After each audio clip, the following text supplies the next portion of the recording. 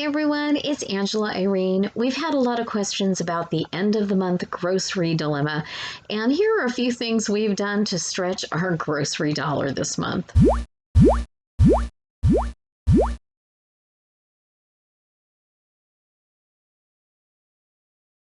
You know what? Don't let TikTok and all these Instagram people fool you. These tortilla, quiches, pizza, whatever they want to call them, they're not new. They've been around forever. I've got a little bit of Fiesta blend. I have a little bit of cottage cheese. Look at my pitiful pepper I've got going on. And yeah, see, the Slurpee addiction is real. There's my Slurpee cup that I'm regrowing green onions with. I've got a few eggs. I've got a couple tortillas left. I'm going to go ahead and make, you know what? For us, it's just leftover dinner. It could be leftover breakfast, leftover lunch, but let me show you how it goes. The base ingredients are pretty simple. You need one 8 to 10 inch flour tortilla, 3 eggs. If you only have 2, that'll work just fine. A third of a cup of cottage cheese. There again, if you only have a couple of tablespoons or a quarter cup, that's fine too. It's just a way of sneaking in some extra protein here. A quarter cup of your favorite shredded cheese, and then toppings of choice. In ours, I used a piece of ham lunch meat, a tablespoon of green onion, couple tablespoons of bell pepper, a little bit of salt and pepper and garlic powder. And you know what? We were good to go. But spinach and ricotta, that works beautifully. If you use anything like a mushroom, I would saute it first. They have a little bit too much moisture. But you know what? The sky's the limit. Broccoli and cheese in this is fantastic. It is simply out of this world. Hey, whatever you have in your fridge you're trying to use up and you think, you might like it in a quiche, throw it in this. It is absolutely fantastic. This is going to come together pretty quickly. We're going to take a 9-inch standard pie plate. We're going to add a little bit of cooking spray that will help our tortilla crisp up. We're going to add our tortilla and then add your eggs right into the tortilla. Give them a gentle scramble. Just be careful to not tear the tortilla, but we don't really need to dirty a bowl. And then we're going to add cottage cheese. Give that another little gentle scramble. Make sure it's nice and incorporated. Add your salt, your pepper, whatever seasonings you want here. You want them nice and distributed. Go ahead, add your meats and your vegetables. You're going to finish with whatever your favorite cheese is that you're using. Then we're going to go ahead and we're going to pop it into the oven at 350 degrees. Depending on your toppings, it could be 20 minutes, it could be 25 minutes, depending on how dense you make it. Ours, with our ingredients, cooked for 28 minutes. And you want to make sure those eggs are set. You do not want runny eggs. You're going to have nice melted cheese and a nice golden to even a little bit darker tortilla, depending on how crispy you want it. And then take it out of the oven, let it sit a few minutes, cut and serve.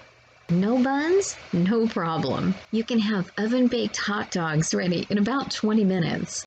Grab some flexible sandwich bread. We need some bendy bread here. If you've got some really uber thick or really stiff bread, it's just going to crack when you bend it.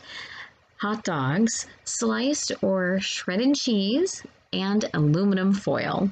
You need 1-inch wide strips of aluminum foil, the length of your roll of aluminum foil. These are going to act as our ties. You can also use toothpicks, but unless your bread is extremely pliable, it will rip through the bread. So the aluminum strips do work a little easier. On each piece of bread, you're going to put down a piece of cheese or some shredded cheese of choice. Put your hot dog down the middle. You're going to pull up the side so it sort of resembles a taco. You're going to place your aluminum strip down the bottom and over the sides and then give it a gentle twist, kind of like you're wrapping a present. Once you have them all wrapped up, you're going to bake at 375 for 10 to 12 minutes or until the desired crunchiness factor has been achieved.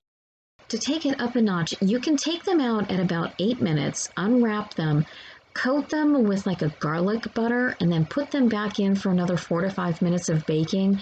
That takes it to a whole nother level. Serve this with some classic baked beans, maybe some cut up veggies and fruit. maybe even a really simple salad, but you've got yourself a classic throwback meal in under 30 minutes. Up 5 cups of leftover mashed potatoes. Gathered up what I could. I'm going to go ahead and turn those mashed potatoes into a soup. I have the last of my carrots, the last few summer sausage. I'm going to use my better than bouillon, but you could totally use whatever bouillon you've got, an onion, and some of my sad looking celery. So let's turn this into a great soup. Okay, I'm all prepped. I made 3 cups of broth. I chopped up the onion, the 4 carrots, the 4 sausage, and the couple stalks of celery. So that's ready to go. And I started my new bag of vegetable broth scraps. Keep it all. It makes a great broth. I'm going to melt just a little bit of butter to give that sausage a little something to saute in. Then I'm going to take that out and put it onto a plate. I'm going to add it back into the soup at the very end. I don't want them really turning into hockey pucks. Love that sizzle. I took the sausage out so it can hang out by itself. Added our veggies with a tablespoon of butter. Going to saute these until they're pretty tender. Then we'll put the broth in. And the veggies are sizzling away. I really cut the carrots thin. I would like them to cook, pretty quickly. Added a dash of garlic powder. I sauteed the vegetables for about 5 minutes, went ahead and added the broth. I'm going to go ahead and bring this to a boil and drop it down to a simmer, and I will simmer this until the veggies become soft. I'd imagine 15-20 minutes or so, and then we'll get moving.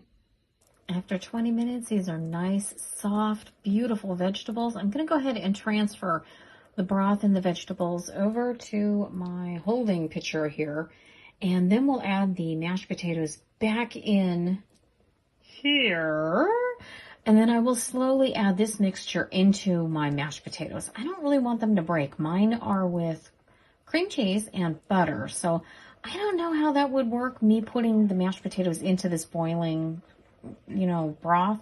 So I'm going to do it the other way around. Okay, I've got my mashed potatoes back in. Remember, this was 5 cups. I did microwave them a little bit, give them a little head start. I don't want them to make everything really cold, but I will add the broth 1 ladle at a time. First ladle in, these look really good. I would eat them just like this. Next ladle, and I am going to do this over low heat. Halfway through the broth, it is looking really good. Adding a little more of the garlic powder, a little black pepper, just a pinch of salt, and I think that's all it needs. This looks amazing, and I haven't even put the sausage in it yet. You know what? If you wanted to do it just like this, if you had a little extra, like shredded cheese, maybe some sour cream, you could top it with that, maybe some green onions. I'll see what I've got left in the drawer here, but take a look at this. That is looking fabulous. Bit of green onion, sour cream, a little bit of shredded cheese. You've got yourself a brand new meal.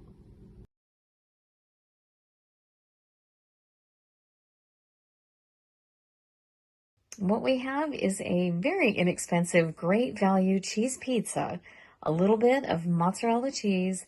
We have some frozen leftover meatballs and sauce, and we have some Parmesan. And I'm going to turn this into a dinner. While my meatballs and sauce defrosted in the microwave, I shredded my 8 ounces of mozzarella cheese, took out my frozen pizza. I did have a garlic dipping sauce from Domino's, one of those little containers.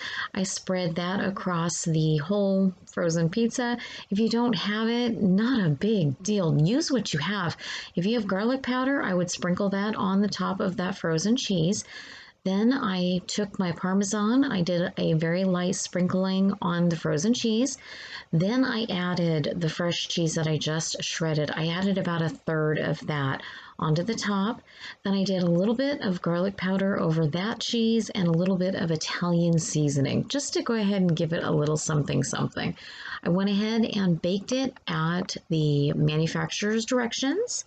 Took a look at the pizza, decided it needed about 5 more minutes to let that extra cheese melt. When it was finished, I took it out and I let it rest while I finished the meatballs and sauce. While the pizza was baking, I took my defrosted meatballs, added them to a casserole dish. I added a third of that shredded mozzarella cheese, gave it a good stir so all of that cheese would be inside the sauce. Then I took the last of my cheese and I sprinkled it on top of the meatballs, did a light sprinkling of the Parmesan and the Italian seasoning. And as soon as the pizza came out, I popped that casserole dish into the oven, had it at 400 degrees, and while the pizza was resting, I went ahead and let all that beautiful sauce and meatballs come to a nice bubbly temperature. It was in there for about 20 minutes, and that was a perfect time for that pizza to go ahead and rest and let that cheese set up, so I didn't have cheese go all over the place when I sliced it up. Once the meatballs were bubbling and that mozzarella on top was melted, I took that casserole dish out. I sliced up the pizza. I put a few slices on each plate, topped it with the ooey gooey goodness that would have become the meatballs and sauce, and I served it with a little bit of Parmesan on top. This was gone in no time. We absolutely loved it.